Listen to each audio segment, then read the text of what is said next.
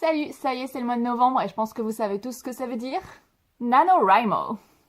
Alors, on est déjà le 2 novembre, hein, j'aurais dû commencer ce vlog il y a quelques jours déjà, mais bon, j'ai pas eu le temps. J'ai décidé de vlogger mon expérience, faire un vlog par semaine sur comment ça se passe pour moi. Et je vais commencer en vous disant un petit peu quel est le projet sur lequel je travaille et comment je m'y suis préparée, parce que pour la première fois depuis que j'ai commencé à faire le NaNoWriMo, je me suis vraiment préparée à l'expérience. Alors si vous suivez un petit peu mes vidéos, vous savez peut-être que je suis actuellement en Nouvelle-Zélande, je suis volontaire pour un festival steampunk et vu que ça fait des années que je suis fascinée par ce type de littérature, je me suis dit que c'était l'occasion de enfin travailler sur un projet steampunk. Donc j'ai mis au point un scénario, des personnages et mon projet NaNoWriMo de cette année, c'est donc un roman steampunk. Il se passe dans un futur post-apocalyptique et il y a des dieux égyptiens, des pirates, plein de choses qui a priori devraient être plutôt cool. Je veux pas trop le résumer pour l'instant parce que même si je me suis bien préparée, il y a des choses qui peuvent évoluer. L'idée c'est que des jeunes ont invoqué par erreur un ancien dieu égyptien qui commence à ravager Paris et un groupe de chercheurs doit partir en Égypte pour réveiller une momie qui sera en mesure d'effectuer un rituel pour le renvoyer dans les limbes. Alors c'est assez résumé, mais voilà, c'est l'idée générale. Après, ça pourrait évoluer beaucoup, hein, on verra comment ça se passe, comment je suis inspirée. Et pour la préparation, du coup, alors, d'habitude, je commence le NaNoWriMo en changeant mon idée à la dernière minute avant de partir sur un projet qui n'est absolument pas travaillé, dont j'ai absolument pas la moindre idée d'où je vais. Mais cette année, vu que je suis arrivée ici il y a quelques mois et que j'avais à la base prévu de commencer ce projet à ce moment-là, avant de décider de le garder pour NaNoWriMo, j'ai pu vraiment y réfléchir. Donc j'ai créé des fiches de caractères qui font 5 pages chacune. J'ai également fait mon outline. Donc on peut dire que je n'ai jamais été aussi préparée. Alors comment est-ce que j'ai créé mon outline? J'ai préparé un fichier Excel. La première colonne, c'est un indice de temps et de lieu. Et ensuite, chaque colonne correspond à un personnage. Et comme ça me permet de savoir exactement ce que font les personnages à tout moment, même si je ne vais pas parler de ce qu'ils font dans le roman. Ça me permet de garder de la cohérence, de savoir ce que font les gens. Donc ce que j'ai fait, c'est que ce fichier Excel, il a également un code couleur. C'est-à-dire que une couleur, c'est pour ce que je vais raconter dans la trame du récit. La deuxième couleur, c'est des choses qui sont intéressantes et qui peuvent être mentionnées plus tard, mais qui ne seront pas décrites dans la chronologie. Et ensuite, la troisième couleur, c'est simplement des petites indications qui n'ont aucun intérêt, mais qui me permettent de retrouver un petit peu où sont les personnages pour pas les mettre dans un endroit où ils sont pas supposés être. Concernant les fiches de personnages, j'ai récupéré plusieurs questionnaires que j'ai trouvés sur internet, j'y ai ajouté mes propres questions, des choses qui m'intéressent. Et alors je saurais pas vous dire combien il y a de questions, je pense que il y en a au moins une cinquantaine, sans doute plus.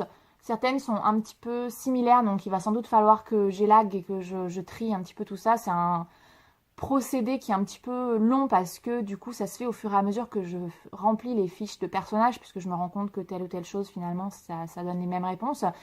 Et elles sont pas toutes aussi détaillées parce que pour certains personnages, j'ai pas besoin d'avoir 5 pages d'informations, de background, de caractérisation. Et du coup, il faut que j'imprime tout ça pour l'avoir sous la main parce que je préfère quand je peux toucher les choses, même si j'écris sur l'ordinateur. C'est plus facile pour moi si je peux juste étaler toutes les feuilles et savoir exactement où sont les informations et pouvoir trouver facilement ce dont j'ai besoin. Donc ça va être la prochaine étape, imprimer l'outline et les fiches de personnages et ensuite bien commencer à écrire. J'ai découvert un groupe d'écriture dans ma ville, alors je suis un petit peu déçue parce que même s'il s'appelle groupe d'écriture, en fait c'est plus un groupe de soutien pour auteurs, c'est-à-dire qu'on n'a pas du tout écrit une seule ligne hier soir quand je les ai retrouvés, on a juste parlé de nos différents projets, de comment ça se passe quand on veut publier en auto-édition, ce genre de choses. Donc finalement, c'était pas vraiment ce que je recherchais. Mais ça m'a permis de rencontrer un petit peu du monde qui aime écrire en ville et je leur ai dit que vu que c'était le NaNoWriMo, moi j'allais sans doute me poser dans des cafés très régulièrement et que du coup s'ils voulaient me rejoindre pour faire une session d'écriture, ce sera avec plaisir. Donc j'espère que ça pourra se faire durant le mois. Donc on verra un petit peu comment ça s'organise. Là j'ai déjà écrit à peu près 2000 mots hier soir et je vais essayer d'écrire autant que possible aujourd'hui pour prendre de l'avance puisque le week-end prochain c'est le festival Steampunk, donc pendant 4 jours moi je vais être vraiment très très occupée et je vais sans doute pas pouvoir écrire beaucoup, donc ça m'arrangerait vraiment de prendre de l'avance pendant cette semaine où je suis assez libre pour pouvoir profiter du festival ensuite quand il sera là. En plus il y a un auteur de romans steampunk qui sera présent lors du festival, donc j'espère que j'aurai l'occasion de discuter avec lui pour récupérer quelques conseils sur comment écrire un roman steampunk. En plus, j'aurais déjà écrit pendant presque 2 semaines quand je vais le rencontrer. J'en serai presque à la moitié de... Oh non, c'est le 12. Donc ouais, j'en serai presque à la moitié du NaNoWriMo quand je vais le rencontrer. Donc ça sera sans doute très enrichissant de pouvoir parler avec lui. Du coup, j'y retourne. Je vais essayer d'avancer autant que possible aujourd'hui. L'idéal, ce serait d'atteindre les 5000 mots. 5-6 000 mots aujourd'hui, histoire de commencer fort au début du mois, en fonction, puisque je vais sans doute commencer à travailler avant la fin du mois aussi, donc ça va compliquer un peu les choses, mais c'est une bonne chose, donc on va voir où ça mène. On est vendredi 3 novembre, il est bientôt 20h, le week-end d'Amil a commencé, je n'ai pas encore lu une seule page. Je pense que c'est la pire idée du monde d'essayer de faire à la fois le week-end d'Amil et le NaNoWriMo, mais j'ai un petit peu d'avance, j'ai réussi à écrire jusqu'à 5000 mots hier soir et aujourd'hui j'ai atteint 7500 à peu près, donc je suis pas mal en avance. Je vais essayer de lire autant que possible ce soir. Alors j'ai prévu plusieurs livres que je vais vous montrer une fois que j'aurai terminé de faire la cuisine. Je sais pas trop où mettre la caméra parce que c'est le bordel absolument partout. Je suis en train de me préparer pour le festival Steampunk et du coup j'ai des éléments de costume partout sur le lit. Du coup, le week-end d'Amil. Alors le premier livre, celui que je dois vraiment lire, c'est The Traitor and the Thief par Gareth Ward. Salut! Voilà, celui-là.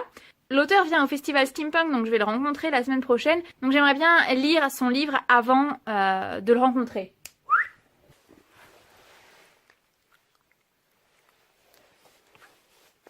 Bref.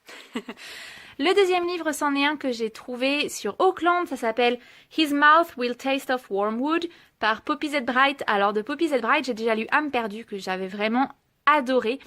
Et du coup, ce livre est absolument minuscule, donc vu que j'ai assez peu de temps en ce moment, je pense que c'est une bonne occasion de le lire. Pour la suite, je ne sais pas trop, soit je vais lire le journal de Sylvia Plath, que j'ai commencé avec les amis avec qui je fais un club de lecture féministe. Enfin, je l'ai déjà un petit peu commencé, mais soit je vais avancer dans ma lecture, soit je vais lire ces 2 livres que j'ai également trouvés à Auckland et qui sont, tout comme celui de Poppy Z. Brite, assez faciles à lire a priori. Donc le premier c'est Women in Science, 50 Fearless Pioneers Who Changed the World. Celui-là c'est une vraie œuvre d'art, il est absolument magnifique.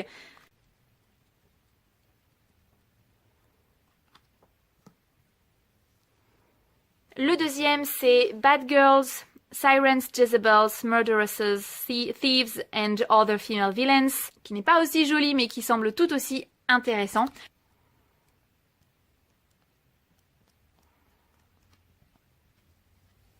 Je pense qu'avec tout ça, j'atteins à peu près les 1000 pages, mais pour être honnête, je pense pas réussir ce week-end. Je veux juste en profiter pour avancer un petit peu dans tous les bouquins qui s'empilent en ce moment, dont j'en vois plus le bout. Je finirai peut-être aussi à La Croisée des Mondes, le premier tome, parce que je pensais l'avoir terminé, mais en fait, je me rends compte qu'il me reste quelques pages, donc ce sera peut-être ça aussi que je vais lire ce week-end. On est samedi, il est midi, et j'ai lu environ 250 pages pour le week-end à lire. Et je voulais prendre la matinée pour écrire, mais ça n'a pas été possible finalement. Comme je n'ai pas réussi à me concentrer sur mon écriture, j'ai décidé de tourner ma vidéo sur les zombies. J'ai ce projet de faire des vidéos sur les différents styles littéraires. Donc le tout premier, c'est les zombies. Je me suis servi de mon costume d'Halloween, du coup, vu que c'était le moment. Donc, hier, j'ai terminé à La Croisée des Mondes le tome 1, ce qui m'a fait 117 pages. Et j'ai ensuite lu Bad Girls, qui fait 147 pages. Alors c'était une lecture assez sympa qui présentait différents personnages historiques féminins, donc des bad girls, ce qui m'a permis de découvrir certaines pirates, des figures assez intéressantes. Et vu que je ne suis toujours pas motivée pour écrire, je vais enchaîner avec ce petit livre de Poppy Z. Brite qui regroupe 4 histoires d'horreur et qui devrait être lu assez rapidement, ce qui j'espère me mettra ensuite dans de bonnes dispositions pour continuer à écrire. Je viens de lire His Mouth Will Taste of Wormwood par Poppy Z. Brite, ce petites choses ici. 4 histoires courtes. J'ai bien aimé les 3 premières, comme d'habitude avec Poppy Z Bride, c'est vraiment très étrange, très sombre. Bref, j'aime bien ce genre de littérature. La 4e nouvelle, par contre, reprenait les personnages de Âme perdue, qui est le roman de Poppy Z Bride que j'ai lu. Mais j'ai pas vraiment accroché, ça m'a pris un peu plus de temps pour la lire, j'ai sauté quelques passages. Mais voilà, ça reste une lecture intéressante, surtout pour les 3 premières nouvelles. Bon, j'ai mes tartines, mon thé, mon PC, mes images pour me motiver, mon texte et mon carnet avec mon super stylo. Je suis prête à écrire. On y croit.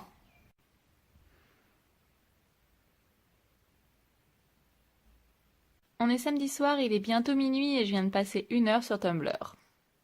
Bon, à ma décharge, j'ai atteint les 10 000 mots pour mon anneau, donc je suis pas mal en avance. Pour la lecture, pour le week-end à 1000, par contre, j'ai accumulé pas mal de retard, mais je pense que je vais lire Women in Science. Yay! Donc le titre exact, c'est Women in Science, 50 Fearless Pioneers Who Changed the World.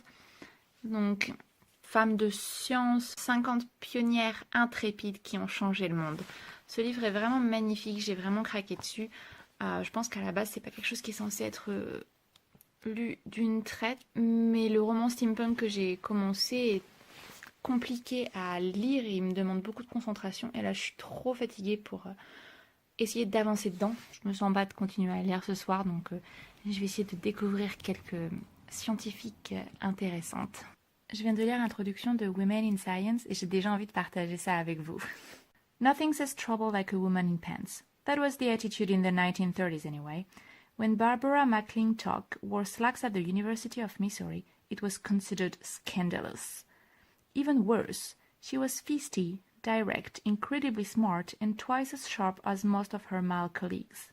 L'introduction décrit ensuite plusieurs femmes scientifiques avant de terminer par Through history, many women have risked everything in the name of science. This book tells the stories of some of these scientists, from ancient Greece to the modern day, who, in the face of no, said, "Try and stop me."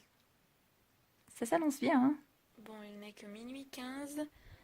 J'ai lu environ 25 pages, mais je tombe vraiment de sommeil, là.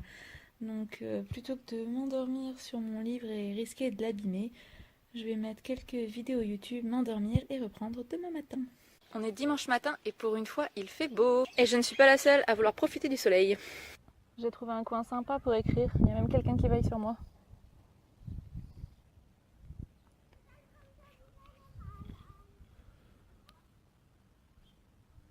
J'ai écrit environ 1000 mots pour mon anneau, du coup je me suis trouvé un coin sympa pour lire.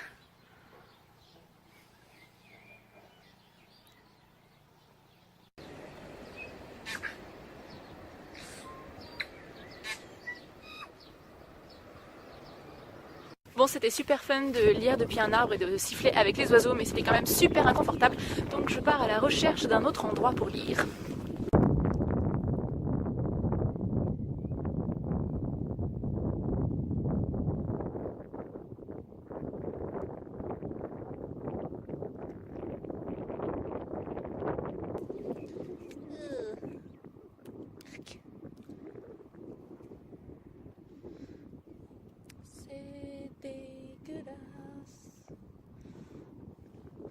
C'est bon pour la peau, vous croyez? Grave erreur, j'ai commis une grave erreur. Je viens tout juste de terminer The Traitor and the Thief par Gareth Ward. Ce livre dont je vais rencontrer l'auteur le week-end prochain. Et c'était une lecture sympa, steampunk. Il y a un univers qui est très très riche. Je pense que j'en reparlerai dans une vidéo plus tard, vu que je vais rencontrer l'auteur, j'aurai certainement d'autres choses à lire plus tard. Mais le scénario est intéressant, l'univers est super cool, mais c'est un petit peu prévisible. Et la fin, je pense, c'était censé être une surprise, mais ça ne l'a pas été pour moi, donc c'était un petit peu décevant à ce niveau-là. Mais ça reste une bonne lecture, et comme je disais, je vous en reparlerai sans doute d'ici 1 ou 2 semaines. On est lundi matin et sans surprise, j'ai échoué au week-end à 1000, mais je m'en suis beaucoup mieux sortie que ce que je pensais puisque j'ai quand même lu 700 pages. J'ai un petit peu ralenti la cadence au niveau de l'écriture puisque hier je n'ai pas réussi à faire mes 2500 mots, j'en ai fait que 1000 et c'est pas très grave parce qu'il faisait un temps absolument magnifique et j'avais vraiment envie de profiter de la journée parce qu'en Nouvelle-Zélande il pleut très souvent, c'est pas pour rien que le pays est extrêmement vert. Donc pour une fois qu'on avait une journée magnifique, j'ai décidé d'aller en profiter. Alors j'ai pris des couleurs, c'est absolument magnifique. Mais voilà, je regrette pas et du coup aujourd'hui je vais essayer de rattraper tout ça, je vais essayer d'atteindre les 15 000 mots, voir si je m'en sors. Ce que j'ai écrit hier c'est vraiment de la grosse merde, donc je pense que même si normalement on n'est pas censé faire ça, je vais retravailler un petit peu parce qu'il y a des petites choses que je peux ajouter pour donc rajouter quelques mots, ce qui sera pas du luxe. Et on va voir du coup comment je m'en sors. Et là j'en suis à 11 000 et quelques, donc ça fait 4 000 mots pour aujourd'hui, ce qui est extrêmement ambitieux, soyons honnêtes, je ne pense pas réussir à écrire 4 000 mots. Mais on verra, des fois que l'inspiration frappe, ça serait cool, histoire de sécuriser un petit peu mon avancée parce que jeudi il y a donc le festival Steampunk qui commence et jusqu'à dimanche ça va être extrêmement difficile de se poser pour écrire. Donc on va voir comment ça se passe. En attendant, c'est fini pour cette vidéo, pour cette première semaine du NaNoWriMo et le week-end à 1000. Alors ça fait pas une semaine complète, mais ça sera plus simple pour moi si je poste mes vidéos le lundi, donc on va faire comme ça. Et je vous retrouve la semaine prochaine pour la suite de cette aventure NaNoWriMo. Bye!